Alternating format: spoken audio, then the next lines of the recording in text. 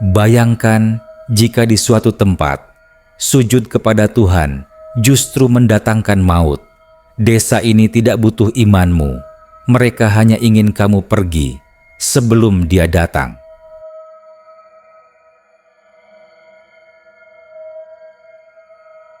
Rizal, mahasiswa antropologi dari Universitas Negeri Semarang, tengah mencari objek untuk skripsinya.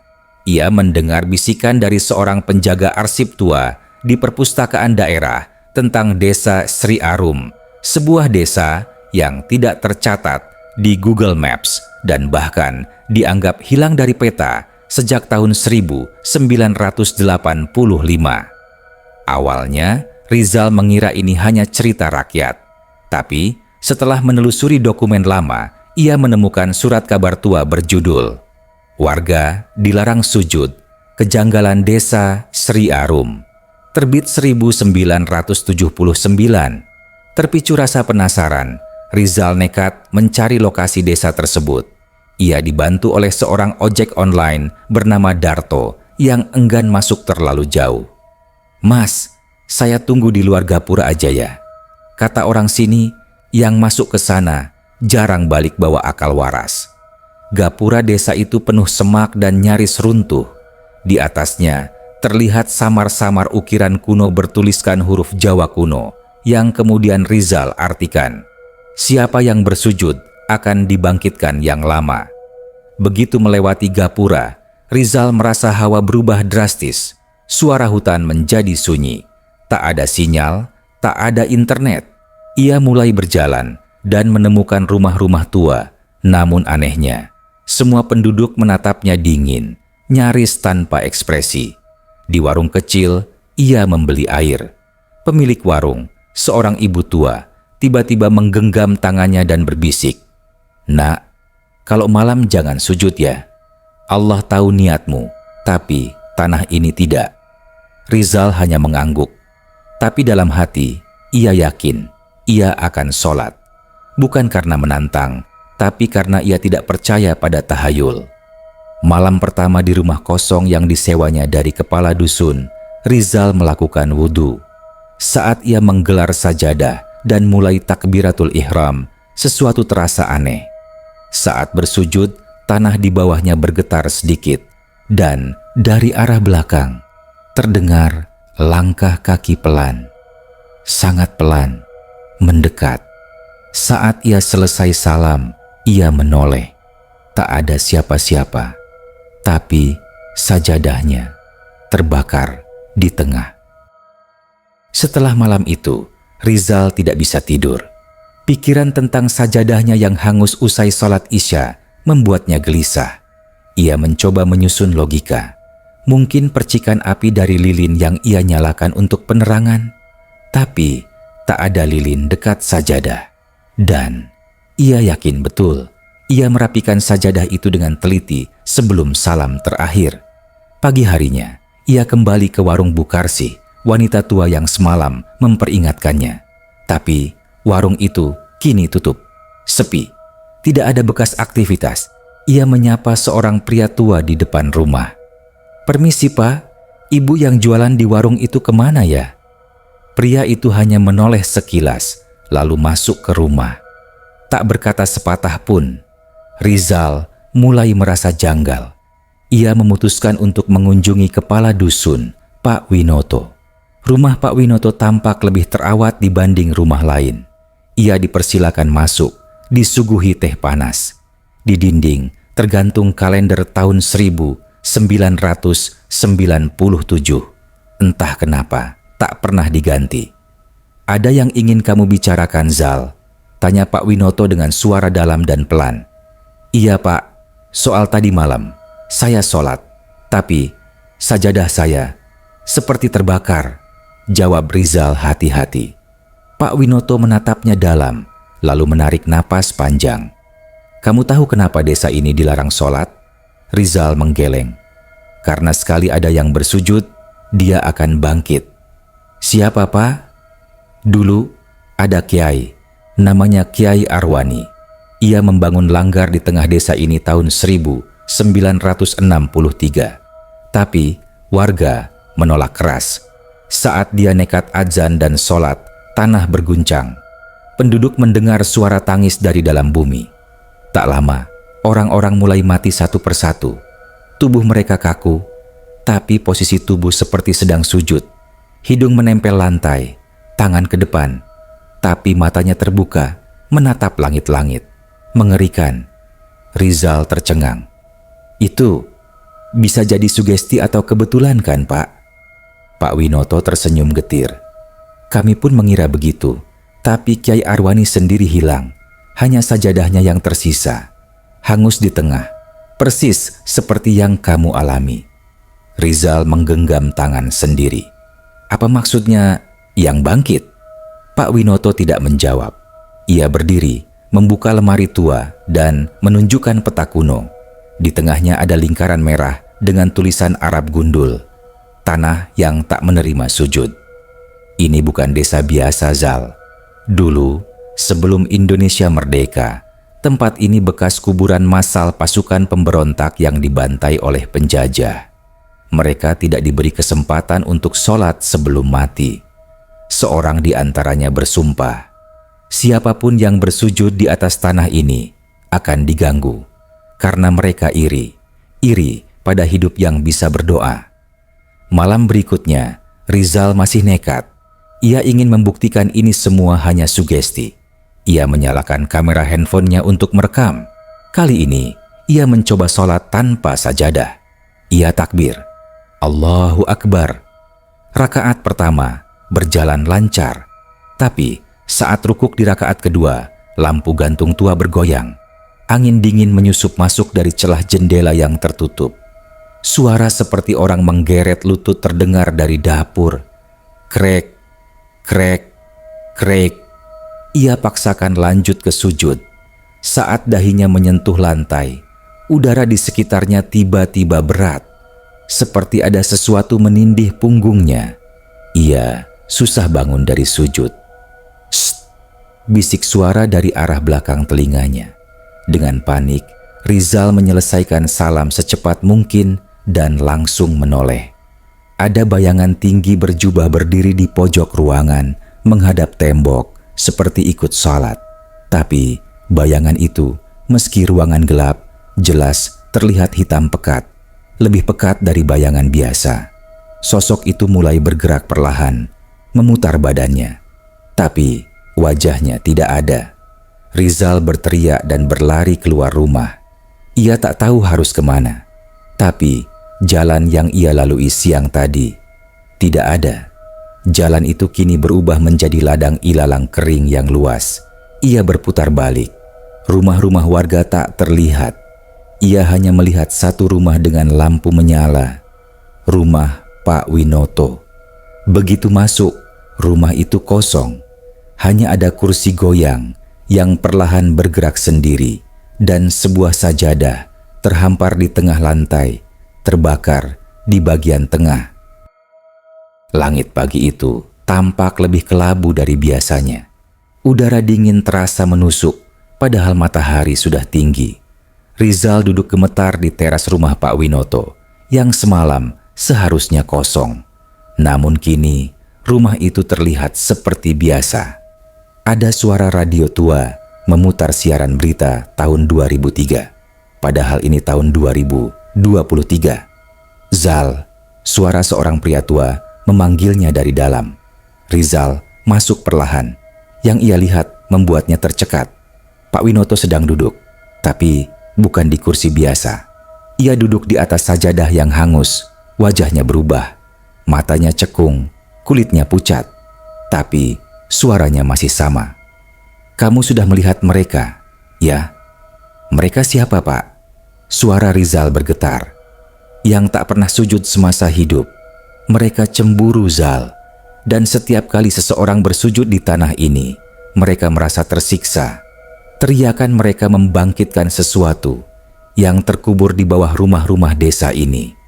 Rizal berdiri, bersiap pergi. Saya harus keluar dari sini. Pak Winoto tertawa kecil. Kamu pikir kamu bisa keluar semudah itu? Rizal berlari menyusuri jalan tanah yang membelah sawah dan hutan kecil. Ia menggunakan aplikasi Maps di ponselnya, tapi layar hanya berputar. Lokasinya tidak terdeteksi. Ia mencoba mengikuti arah matahari.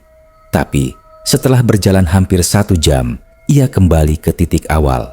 Gerbang kayu tua bertuliskan, "Selamat datang di Duku Sri Arum." Ia menatap papan nama itu lama, lalu mencoba ke arah lain, menyeberangi sungai kecil, menyusuri perkebunan kosong, memutar melalui ladang. Tapi hasilnya tetap sama. Ia selalu kembali ke satu titik, rumahnya sendiri. Ada yang aneh pada rumah itu. Jendelanya kini tertutup semua. Tirai-tirainya robek, dan lantainya mengeluarkan bau anyir seperti besi berkarat. Dengan nekat, Rizal mulai memeriksa rumah. Ia memindahkan perabotan, mencari sesuatu yang bisa menjelaskan semua kejadian ini. Saat ia mengangkat karpet lama di tengah ruang tamu, ia melihatnya. Sebuah garis retak di lantai kayu, seperti bekas penutup ruang bawah tanah. Dengan obeng dan linggis dari gudang belakang, ia membongkarnya. Ruang sempit berdebu tersingkap. Bau tanah bercampur kayu lapuk menyambut hidungnya. Ia menyalakan lampu senter, turun perlahan, dan di sanalah ia melihatnya. Dinding ruang bawah tanah itu dipenuhi ukiran wajah manusia. Puluhan, mungkin ratusan, semua dengan ekspresi sedang sujud. Namun setiap wajah memiliki mata terbuka, memelototi siapapun yang melihat. Beberapa ukiran terlihat baru, masih basah, seolah baru saja diukir. Rizal terdiam, keringat dingin mengalir. Ia mundur perlahan. Tapi saat berbalik, seseorang berdiri di ujung tangga. Bukarsi, namun wajahnya bukan lagi wajah tua yang ramah. Wajahnya separuh meleleh seperti lilin. Matanya hitam penuh, mulutnya terbuka lebar, lebih lebar dari manusia normal.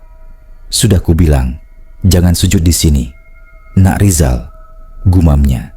Suaranya terdengar 2 nada, rendah dan tinggi, bersamaan. Rizal menjerit dan mendorong tubuh Bukarsi yang terasa dingin seperti es. Ia naik kembali ke ruang tamu, menutup penutup ruang bawah tanah dan memakunya sekuat tenaga. Di luar, ia melihat sebuah sepeda motor parkir di depan rumah. Seorang lelaki muda dengan jaket kurir berdiri di sana, tampak bingung. "Bang, desa ini desa Sri Arum ya?" tanya si kurir. Rizal kaget. "Iya, kok bisa masuk?" Kurir itu menjawab, "Saya ikuti map, disuruh antar paket ke Rizal, rumah nomor 17. Tapi ini aneh, saya sudah muter 2 jam, tapi rumah ini terus muncul di peta. Kayak saya dilipat balik-balik." Rizal menerima paket itu. Namanya memang tertulis, tapi pengirimnya hanya 1 kata, "Arwani." Tangannya bergetar.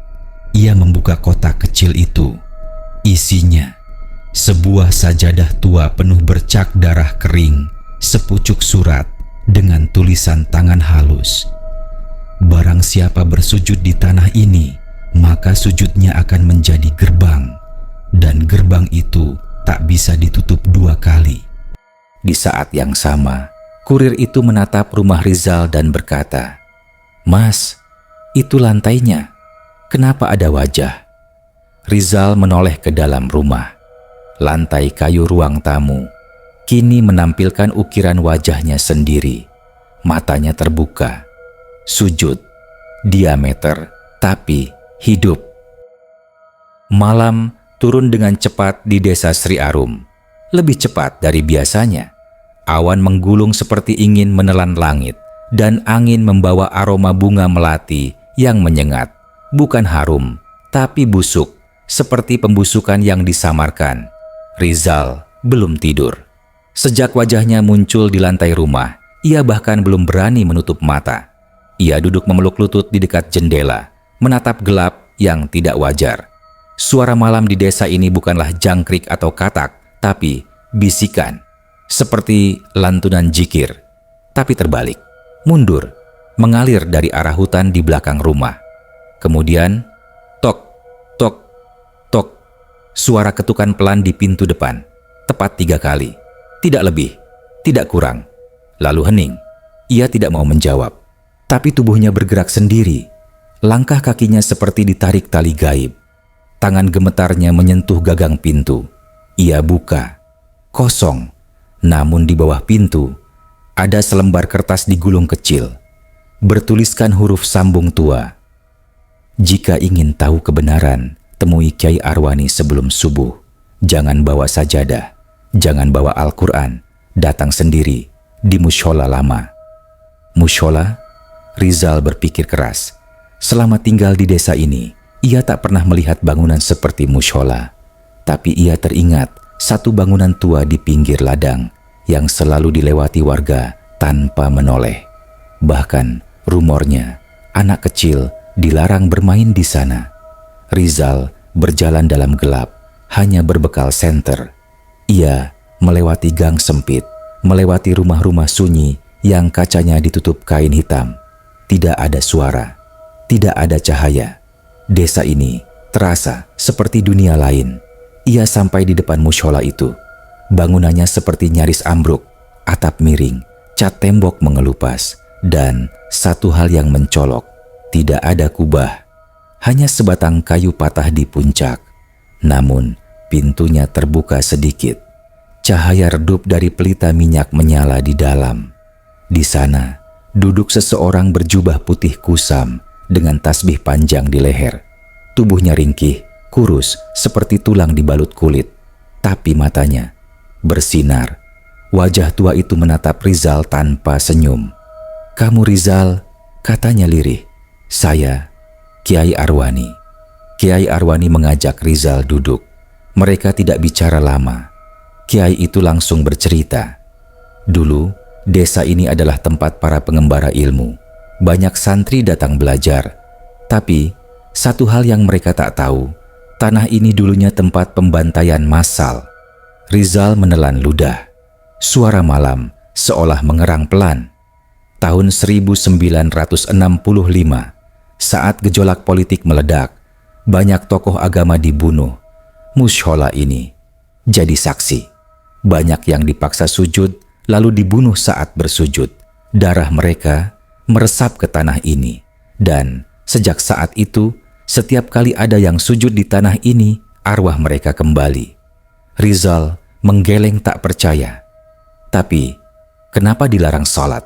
Bukankah itu justru mendoakan mereka? Kyai Arwani menunduk. "Kami dulu mencoba. Tapi, setiap kali adzan berkumandang, mushola terbakar. Setiap orang yang sujud, tubuhnya membusuk hidup-hidup. Bahkan, seorang imam pernah mati saat rukuk dan tak bisa bangun lagi, seolah dilipat oleh tangan yang tak terlihat." "Tapi kenapa saya?" tanya Rizal. Kiai itu mengulurkan tangan, menyodorkan foto tua. Di dalamnya, seorang lelaki berpeci berdiri di antara para korban pembantaian. Di belakangnya, terlihat wajah yang sangat mirip. "Rizal, itu kakekmu," kata Kiai. "Ia dulu salah satu tentara, bertugas membersihkan orang yang dicurigai. Tapi suatu malam, ia berhenti. Ia bersujud di mushola ini, menangis, minta ampun. Dan sejak itu, ia menghilang." Rizal terpaku. "Kamu datang ke sini bukan kebetulan, nak. Keturunan sujud yang pertama akan memanggil gerbang kedua. Dan saat kamu bersujud waktu itu, gerbang terbuka kembali." Kiai berdiri, tangannya bergetar. Dan kali ini, mereka tidak hanya ingin dilihat, mereka ingin menghuni. Tiba-tiba Rizal merasa dadanya panas. Ia membuka baju. Di atas dadanya muncul tanda merah samar. Bentuknya seperti orang sedang rukuk. Dan perlahan, kulit di sekitarnya menghitam, seperti arang terbakar. Kyai Arwani menjerit, "Keluar dari sini sekarang, sebelum subuh tiba. Kalau tidak, kamu akan menjadi bagian dari lantai itu." Rizal berlari, tapi setiap langkah terasa berat. Kakinya seperti diseret beban tak kasat mata. Di belakangnya, dari dalam mushola, terdengar suara ribuan orang berbisik, "Allahu Akbar, Allahu Akbar." Tapi nadanya menyimpang, mundur, serak, menyakitkan telinga. Saat Rizal menoleh, Mushola itu terbakar, namun apinya membeku. Api tanpa panas, api yang diam. Dan di balik jendela, ia melihat sosok dirinya sendiri sedang sujud. Rizal berlari meninggalkan mushola tua yang nyaris roboh. Tapi anehnya, begitu ia melewati ladang yang mengelilinginya, jalan seolah tak pernah berakhir. Ia mengenali jalan setapak itu. Harusnya hanya 5 menit ke rumah Bu Aminah. Tapi ia sudah berlari hampir setengah jam. Nafasnya memburu, tubuhnya bergetar. Lalu ia sadar, ia sedang berputar-putar di tempat yang sama. Pohon beringin di ujung jalan itu, yang bercabang 2, sudah ia lewati 3 kali. Di batangnya ada bekas luka, bekas ukiran. Sujud adalah panggilan, bukan perintah. Astagfirullah, desis Rizal. Akhirnya, ia memaksakan diri kembali ke rumah Bu Aminah. Pintu tak terkunci, rumah sepi, tidak ada suara ayam, tidak ada kipasan angin. Semua terasa kosong. Tapi ketika Rizal menapakkan kaki di lantai ruang tamu, lantai itu bergetar, perlahan. Kemudian terdengar suara dari dalam lantai. Suara-suara menggerutu, seperti banyak orang sedang berbicara bersamaan, tapi dalam gumaman kacau. Rizal menempelkan telinga ke lantai kayu, dan ia mendengar, "Kami belum selesai sujud, kami belum diangkat. Kamu akan menggantikan. Darahmu akan membuka sajadah berikutnya." Rizal memukul lantai itu. "Cukup, siapa kalian?" Tiba-tiba, papan lantai di bawahnya mencuat ke atas, didorong dari bawah. Sosok tangan kurus berlumur darah menyembul sesaat sebelum kembali lenyap. Papan lantai menutup sendiri, seperti tak terjadi apa-apa. Malam itu, warga mulai berdatangan. Diam-diam, tak ada suara, tapi langkah mereka serempak. Bu Aminah, Pak Tirman, dan beberapa tetua desa berdiri melingkari rumah. Mereka tidak menatap Rizal, tapi berdiri mengelilinginya. Seperti menyegel, Rizal membuka pintu. "Kalian tahu semua ini? Kalian biarkan?" Pak Tirman akhirnya bicara. Suaranya dingin. "Kamu sudah dibangunkan. Gerbang kedua sudah terbuka. Sekarang tinggal menunggu subuh berikutnya. Kau tahu artinya?" Rizal menggeleng. "Gerbang ketiga akan terbuka. Dan ketika itu terjadi, tubuhmu akan jadi perantara. Kau akan sujud sekali dan mereka akan berdiri semua." Rizal mencoba kabur. Ia lari ke rumah warga lain. Ia berharap ada yang bisa membantunya. Tapi saat masuk ke rumah itu, ia melihat sesuatu yang mengunci logikanya. Seorang ibu sedang duduk memintal benang. Namun wajahnya tak berubah sejak pertama kali Rizal datang ke desa ini.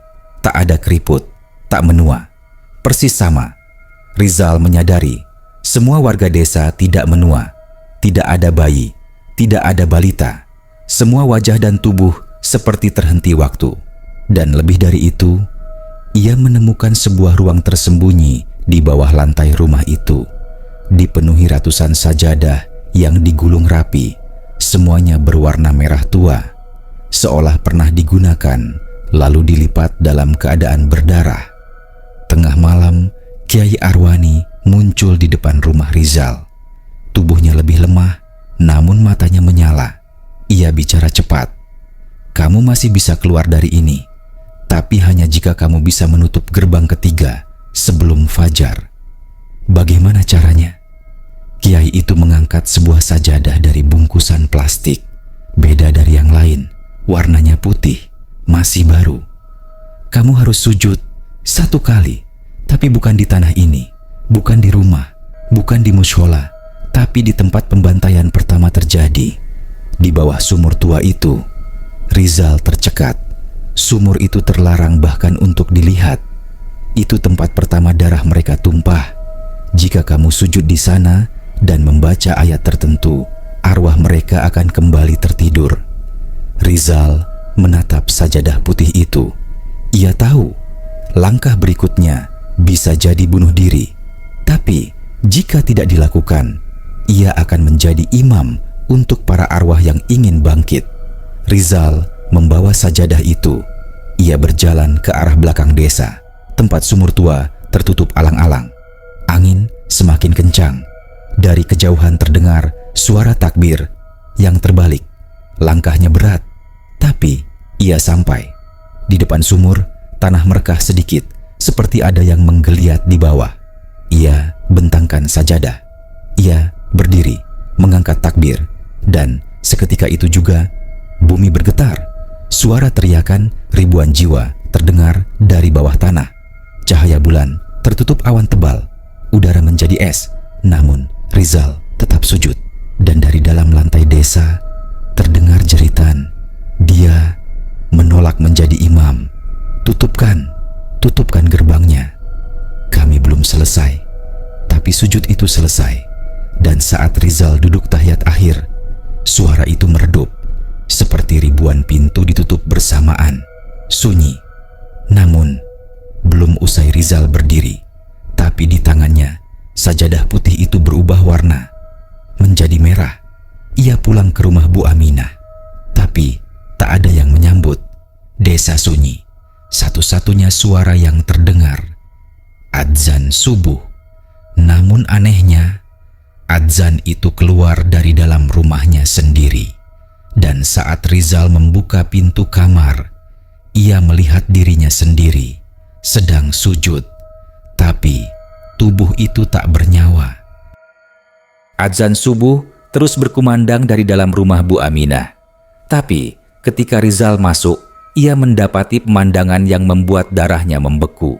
Dirinya sendiri sedang sujud dan tak bergerak. Tubuh itu mengenakan baju yang sama, celana yang sama.